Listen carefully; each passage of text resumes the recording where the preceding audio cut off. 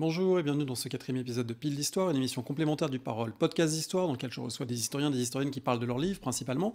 Et de temps en temps, je fais des petites vidéos sur YouTube qui permettent de présenter des livres récemment parus que j'ai reçus, des livres que, de manière générale, je n'ai pas lus, mais j'ai lu leur introduction, je les ai parcourus de manière à pouvoir les situer dans le paysage historiographique. Il y a énormément de livres qui paraissent. Voilà, je vais les présenter pour donner envie ou pas d'aller plus loin. Alors aujourd'hui, une pile très épaisse avec pas moins de 16 livres, pas par hasard, parce qu'il est question de la guerre, et la guerre, et en particulier les guerres mondiales, c'est un des gros filons de l'édition d'histoire en France. Il y a énormément de parutions qui sont inégales, certaines sont très intéressantes. À peu près la moitié de ces livres concernent la France de la Deuxième Guerre mondiale, donc je commencerai par là, avant de passer à d'autres horizons et un petit peu quelques ouvrages sur la Grande Guerre ou plus généraux. Alors, je débute avec, à mon avis, le meilleur livre de cette pile, le plus important. J'ai eu le plaisir de recevoir son auteur, Laurent Joly. Laurent Joly, c'est un directeur de recherche au CNRS, c'est l'un des meilleurs, sinon le meilleur spécialiste des politiques antisémites de Vichy pendant l'occupation. Et il a écrit un livre très fort, La rafle du Veldiv, Paris, juillet 1942, aux éditions Grasset. Alors il est venu en parler au micro de Parole d'Histoire, donc j'irai relativement vite. Je vais le recommander très chaudement, c'est un excellent livre. 4 choses remarquables à mon avis. La première, c'est la clarté du livre qui établit de manière très nette les causes, les conséquences, le déroulement de la rafle du Veldiv, de ses suites, et qui établit de manière précise, accablante, les responsabilités de Vichy, notamment de Laval et de Bousquet. Deuxième chose, c'est un très beau travail d'archives, parce qu'il y a beaucoup d'archives qui ont disparu, notamment de la police, donc il y a un travail pour recouper dans ce qui existe et parvenir à une connaissance fine de l'événement qui est très bien. Sur la temporalité, troisième chose, le livre est très bien parce qu'il ne s'arrête pas au 16-17 juillet 42, il montre qu'il y a une rafle après la rafle, il montre qu'il y a des policiers qui reviennent frapper à la porte des gens qui étaient absents ce jour-là, qui ne répondaient pas ce jour-là, qu'il y a des gens qui continuent d'être traqués par la police longtemps après, qu'en fait il y a une nébuleuse de faits qui participent du même événement de persécution et de déportation, mais qui ne s'arrête pas à ces quelques jours de l'été 42. Et puis, peut-être le plus important, c'est un livre qui est très touchant, qui est même bouleversant par moments, avec beaucoup de témoignages, des témoignages de victimes, des témoignages de rescapés assez rares, des témoignages de policiers. On est au plus près des événements et c'est vraiment très fort comme ouvrage. Donc vraiment, je le recommande sans réserve. Alors, pour rester sur les mêmes questions, je vais dire un mot des livres de Maurice Rachsus. Maurice Rachsus, il était lui-même survivant de la rafle du Veldiv. Il est mort en 2020 et les éditions du Détour ont entrepris de republier un grand nombre de ses livres. Je crois qu'il y en a 8 qui sont déjà parus. Là, j'en ai reçu 3 avec l'association des amis de Maurice Rachsus. Maurice Rachsus est un personnage très singulier. C'était un journaliste, un militant.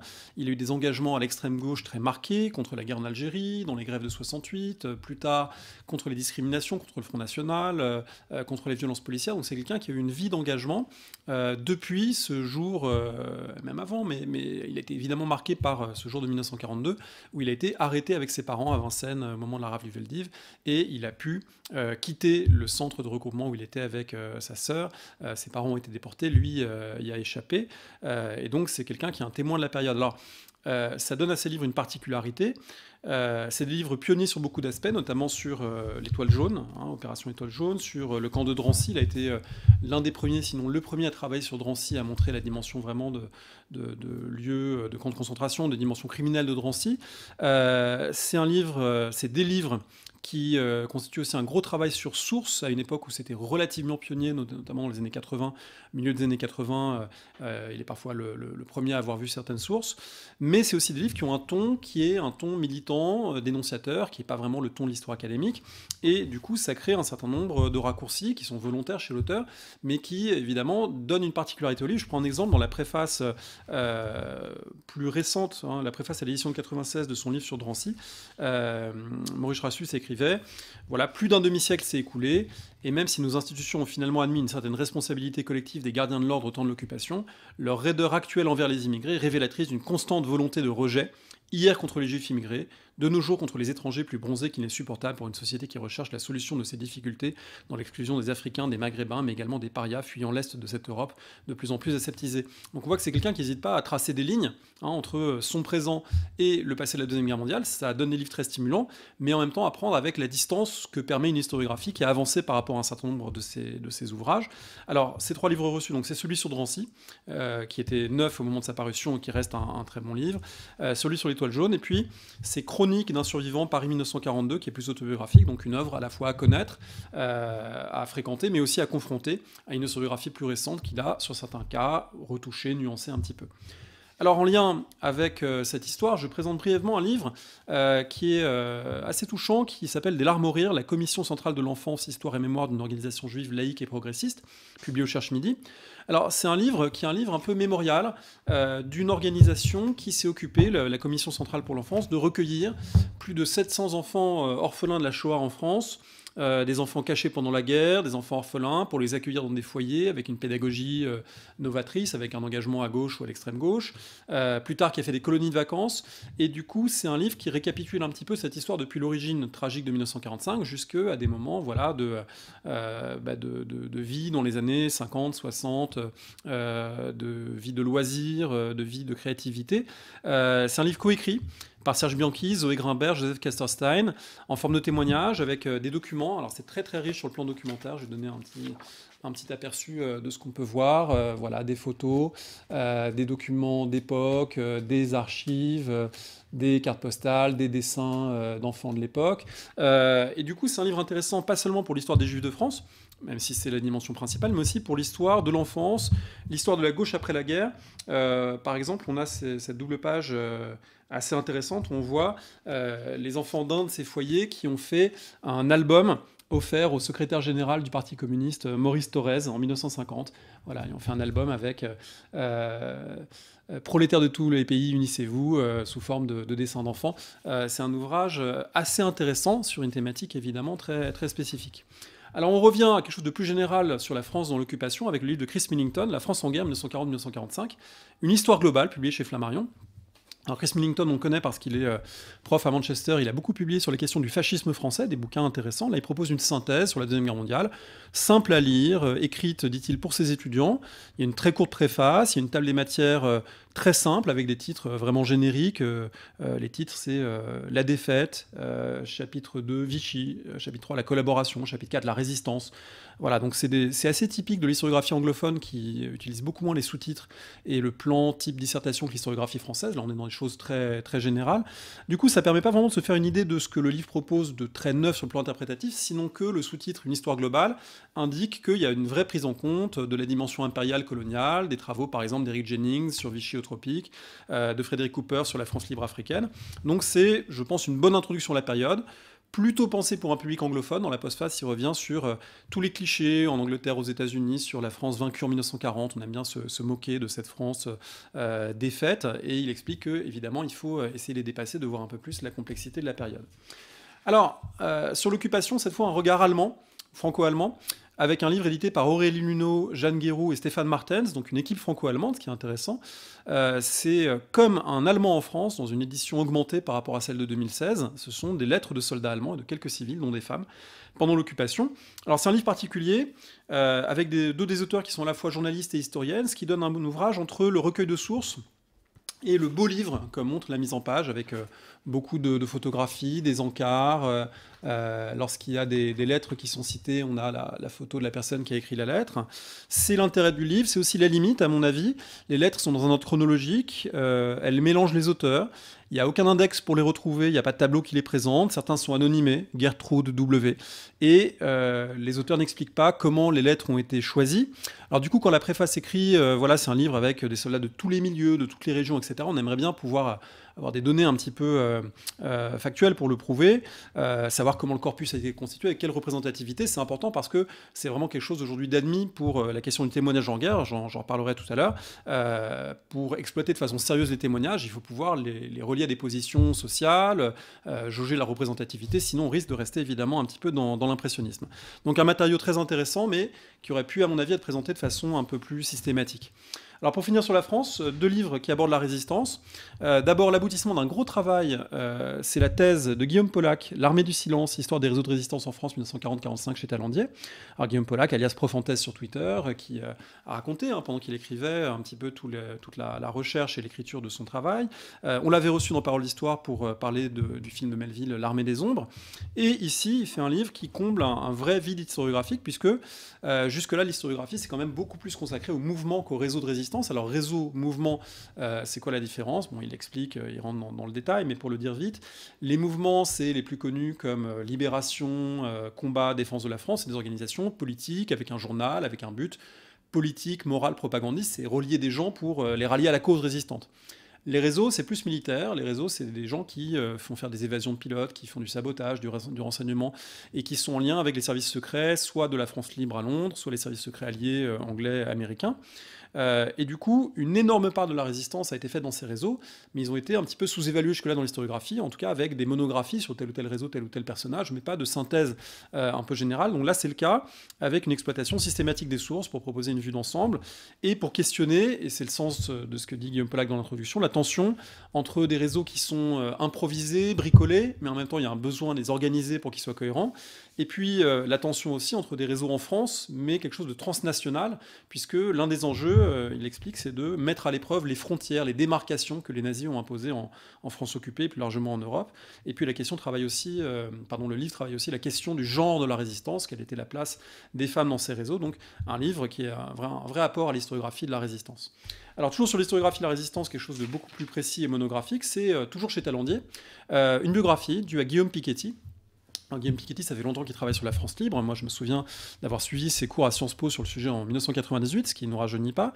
Et ici, il raconte la vie de Pierre de Chevigné, né en 1909, dans une famille aristocratique du Béarn, passé par l'armée, puis ensuite qui a quitté l'armée, puis ensuite s'est engagé dans la France libre, et devenu un acteur assez important, proche de De Gaulle, utilisé pour des missions diplomatiques, militaires, durant la Seconde Guerre mondiale, notamment au Levant, aux États-Unis. Il a participé au combat de la Libération. Voilà, c'est un personnage qui est devenu un personnage de premier plan, un petit peu comme Emmanuel Dacier-Lavigerie dont j'avais parlé dans une précédente émission. Alors c'est pas exactement une biographie parce qu'en fait c'est très rapide sur les années d'avant-guerre. En revanche, c'est une étude vraiment des années de guerre et de sa carrière politique ensuite, qui est très précise, très documentée, avec une centaine de pages de notes dans le livre. Et c'est une carrière aussi intéressante parce qu'il y a une prise de distance avec le gaullisme. C'est quelqu'un qui a été très proche de De Gaulle, puis qui a été au MRP, et puis qui a pris ses distances, notamment parce qu'il était ministre de la Défense dans l'avant-dernier gouvernement de la 4ème République, celui qui a été renversé par De Gaulle, en tout cas par la crise du 13 mai 58, dont De Gaulle a émergé. Il était ministre dans le gouvernement Flimelin, et du coup, voilà, c'est un personnage qui a connu comme ça une bifurcation qui paraît tout à fait intéressante. Alors on va rester sur la Seconde Guerre mondiale, mais s'éloigner du cas français pour aborder d'autres livres. Un livre marquant, celui de Pauline Peretz. Alors on en a également parlé dans Parole d'Histoire, elle est venue le présenter au micro. Une armée noire, Fort Huachuca, Arizona, 1941-1945, aux éditions du Seuil. Fort Huachuca, c'est un fort dans l'Arizona, et c'est le lieu d'entraînement des 92e, 93e divisions noires américaines, division d'infanterie, qui a été conçu au départ comme un lieu de ségrégation pour mettre à part, pour isoler ces hommes, pour éviter qu'ils se mélangent avec des soldats blancs, pour faire attention aussi parce que des soldats noirs armés, ça peut faire peur, y compris dans l'Amérique du président Roosevelt. Mais le livre montre que cette idée de ségrégation ne fonctionne pas complètement, et qu'en réalité, par exemple, dans l'hôpital du camp, il y a des patients blancs qui demandent à être soignés par des médecins noirs. Et du coup, que c'est un lieu qui vient perturber finalement les lignes de partage de couleurs, les lignes raciales trop strictes, qui va à l'encontre des habitudes en matière de relations raciales. Donc c'est un livre sur la guerre, mais la guerre est plutôt un arrière-plan d'un questionnement plus large sur une sorte de laboratoire des relations raciales américaines qui permet de montrer les ambiguïtés de la société américaine, les ambiguïtés de l'armée américaine vis-à-vis de la question raciale à ce moment de la Deuxième Guerre mondiale et plus largement au XXe siècle. Donc c'est un livre vraiment conseillé si on s'intéresse à ces enjeux au-delà de la Deuxième Guerre mondiale. Alors, toujours la Deuxième Guerre mondiale, mais maintenant le front de l'Est, j'évoque le livre d'Alexander Werth, L'été noir de 1942. Alors, Alexander Werth, c'est un personnage très très intéressant, c'est le père de l'historien Nicolas Werth. C'était un journaliste britannique d'origine russe qui a vécu la Deuxième Guerre mondiale en tant qu'envoyé spécial, correspondant du Times et de la BBC. Il était à Paris d'abord. Moi, j'avais lu et énormément aimé son livre sur la France de 1940 à la veille de l'attaque allemande. C'était un carnet vraiment fascinant. Là, ce sont ces carnets pour mai, juin, juillet 1942. En gros, la première moitié de l'année 42, puisque par la suite, ça a été publié déjà sous le titre de Stalingrad sur la fin de l'année 42. Là, c'est plutôt le début de l'année 42. Et il explique dans ses carnets comment il a d'abord rejoint la Russie par un convoi arctique, puis ensuite a vécu à Moscou au pic des offensives allemandes de 1942. Et du coup, c'est un livre qui est sur l'atmosphère de Moscou en temps de guerre, sur la propagande, sur les rumeurs qui circulent, les angoisses devant les attaques allemandes. Et en même temps, c'est le livre d'un journaliste qui essaie de démêler le vrai du faux, dans l'URSS de Staline, où évidemment c'est encore plus difficile que dans d'autres circonstances. Donc c'est vraiment un document de premier plan si vous vous intéressez à la Deuxième Guerre mondiale et à l'URSS en guerre. Donc moi je sais que je vais le mettre de côté sur ma pile pour cet été si j'ai le temps, mais un témoignage vraiment très très intéressant, comme les autres livres d'Alexander Werth qui ont maintenant tous été publiés un peu dans le désordre, mais là la publication de ces carnets se termine. Et je précise aussi que l'intérêt des carnets, c'est que dans ces carnets il note des choses qu'il ne peut pas mettre dans ses articles pour le Times parce que trop délicates, trop incertaines, pas vérifiées, etc. Donc là on est au plus près de ces notations du temps de guerre. Alors, je reste et je termine sur 2 livres sur la Seconde Guerre mondiale, mais j'irai un petit peu plus vite parce que c'est des livres qui sont plus dans le registre de l'enquête journalistique que de l'histoire savante. Celui du journaliste Tim Tate avec Ingrid von Oelhafen chez Fayard, Les enfants oubliés d'Hitler. Alors c'est une femme qui est née en 1942, qui a été victime du programme Lebensborn. Lebensborn, c'était ce programme par lequel des nazis kidnappaient littéralement des enfants dont ils pensaient, ailleurs en Europe, dont ils pensaient qu'ils avaient des caractéristiques entre guillemets nordiques, c'est-à-dire les yeux bleus, les cheveux blonds, etc. Et donc ils les élevaient dans l'Allemagne nazie. Alors c'est un sujet qui est maintenant assez bien connu par les travaux des historiens. Et ici, c'est raconté à la première personne, avec, je dirais, l'intérêt, mais aussi les limites de ce type d'ouvrage, puisqu'il y a des effets, hein, si on lit la 4e de couverture, quand Ingrid retrouve enfin le village où elle est née, une révélation plus dure encore l'attend. Donc voilà, on voit qu'on est un petit peu sur du sensationnalisme, mais à partir évidemment d'une histoire qui est tout à fait intéressante. Alors, autre livre qui est proche de ce registre, mais malgré tout un petit peu plus étayé du point de vue des sources, c'est le livre de Jack Fairweather, Prisonnier volontaire, l'histoire vraie du résistant polonais qui a infiltré Auschwitz, donc en traduction. Alors, une petite remarque formelle quand même, les rayures bleu pastel sur la couverture pour rappeler le vêtement du prisonnier sur fond de silhouette du camp d'Auschwitz, je trouve ça vraiment plutôt racoleur et pas de très bon goût. Et puis, le titre « Le résistant polonais qui a infiltré Auschwitz », je pense que la couverture aurait pu porter le nom de ce personnage qui s'appelait Witold Pilecki, et voilà, il aurait été bien de mettre son nom si on raconte son histoire. Alors, cette histoire, elle est très très intéressante, c'est quelqu'un qui faisait partie de la résistance polonaise, qui s'est laissé ou fait capturer pour intégrer ce camp, pas dans sa dimension site d'extermination, mais dans sa dimension camp de travail, de déportation, et essayer de documenter et de transmettre des informations. C'est une histoire passionnante, évidemment. C'est plutôt bien raconté du point de vue des sources, ça a été très bien accueilli à sa sortie par, on va dire, le grand public. Les réceptions académiques ont été, semble-t-il, un peu plus mitigées, mais c'est un bouquin, évidemment, qui est tout à fait intéressant. Alors, je termine avec quelques autres livres, cette fois plus côté 14-18. Alors, côté 14-18, il y a moins de choses, puisqu'il faut bien dire que depuis la fin du centenaire, la source est un petit peu tarie. Hein, il y a eu énormément de parutions en 2013, 2014, jusqu'en 2018. C'est moins le cas aujourd'hui. Je signale quand même, je ne l'ai pas en version papier, mais je l'ai en version PDF. Je vais montrer la couverture. Une nouvelle édition d'un très grand livre, le livre de Jean-Antoine Cru, Témoin, qui fait l'objet d'un passage en poche. C'est une nouveauté, dans une édition légèrement abrégée aux éditions Agone. C'est un gros travail qui a été fait d'édition mené par l'historien et éditeur Philippe Oliveira. Alors un gros travail pour replacer ce livre dans l'histoire du XXe siècle, dans l'histoire des rapports entre guerre, témoignage, littérature. C'est un livre en fait qui a examiné systématiquement près de 300 livres de guerre parus entre 1915 et 1928 pour dire lesquels disaient le vrai de la guerre et lesquels amplifiait, exagérait, faisait de la littérature, y compris lorsqu'il se présentait sous un aspect très très réaliste comme le feu de Barbus. En fait, il y avait des choses qui n'étaient pas exactes dedans. Alors, c'est un livre, je signale au passage, qui est dédié à la mémoire du général Bach, hein, qui avait fait beaucoup pour faire exister l'histoire de la justice militaire de la Première Guerre mondiale. Et c'est un livre qui est très très précieux parce qu'il rend accessible dans ce format de poche aux non-initiés, ce qui est vraiment un grand livre sur la guerre. Moi, ça a été vraiment une de mes portes d'entrée sur la guerre de 14, quand j'ai commencé à travailler dessus. Ça reste, à mon avis, un livre incontournable sur la critique des sources. D'une certaine manière, je me suis jamais remis de cette lecture parce que voilà, elle donne accès à une manière de travailler les textes de 14-18, je pense, qui reste très précieuse aujourd'hui.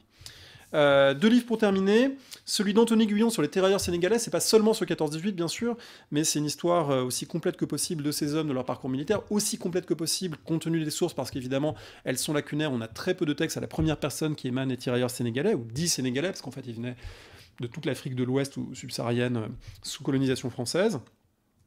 C'est un effort, à mon avis, tout à fait intéressant pour faire une synthèse de tous les travaux existants sur ces tirailleurs.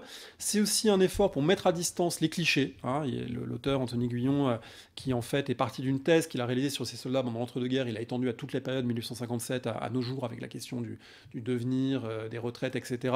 Il fait très attention à tous les clichés qui les entourent et essaye de les mettre à distance, de les décrypter. Il évoque aussi bien les épisodes dramatiques, le chemin des dames en 1917, le massacre de Thiaroye dans la Deuxième Guerre mondiale, que l'ordinaire de la guerre, c'est-à-dire le recrutement, la justice militaire, les pensions, etc. Donc c'est un livre qui constitue, à mon avis, une bonne porte d'entrée vers la question des soldats coloniaux.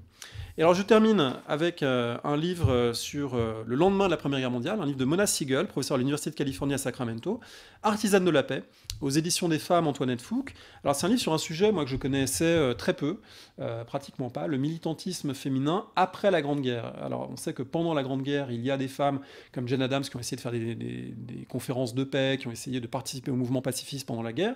Et là, l'auteur suit ces femmes en 1918-1919 quand elle voit que la conférence de paix va se réunir à Paris, que le président Wilson édicte plein de nouveaux principes pour une paix plus juste, un monde plus juste, etc.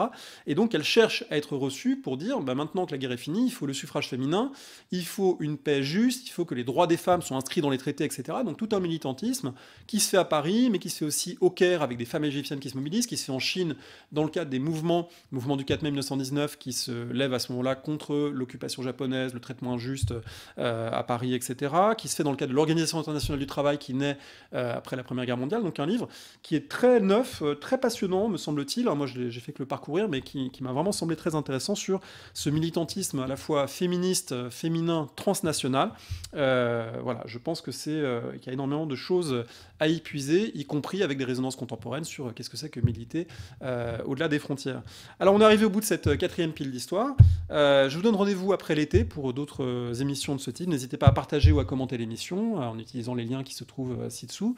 Vous pouvez aussi m'envoyer un livre à mettre sur cette pile. Il y a l'adresse qui figure dans la description. Et puis, je vous souhaite d'excellentes lectures et un très bon été. Merci.